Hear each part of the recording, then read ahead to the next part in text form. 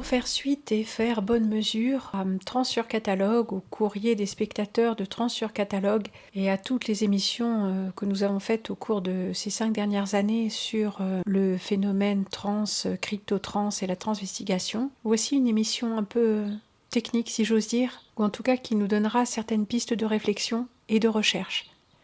Je vous rappelle que je ne fais pas les recherches à votre place. Et je vous enjoins très sérieusement à faire vos recherches, échanger et partager vos résultats, et faire ça avec sérieux.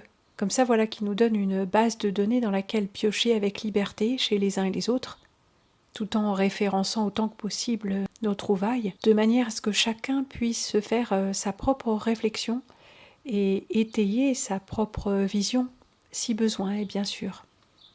Il peut être bon d'avoir des données précises pour juguler le mental dans ses élucubrations. Il peut être bon aussi de tout simplement couper court et de faire l'impasse sur les sujets qui nous rendent trop malades ou ne nous apportent rien.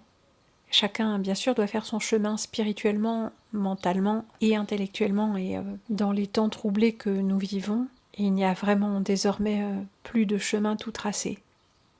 Mais pour que celui qui cherche trouve de quoi nourrir sa réflexion, eh bien nourrissons-nous déjà nous-mêmes, et nous pourrons ensuite partager ce que nous savons, ou croyons savoir, ou avons découvert, parce que c'est un fait, les sources sont en train de disparaître sous nos yeux, comme des témoins gênants, vous savez, suicides mal maquillés, etc. Non, je parlais pas des gens, je parlais du parallèle avec ces preuves que l'on détruit constamment, ou que l'on fait disparaître sous la surface de l'Internet en quelques clics.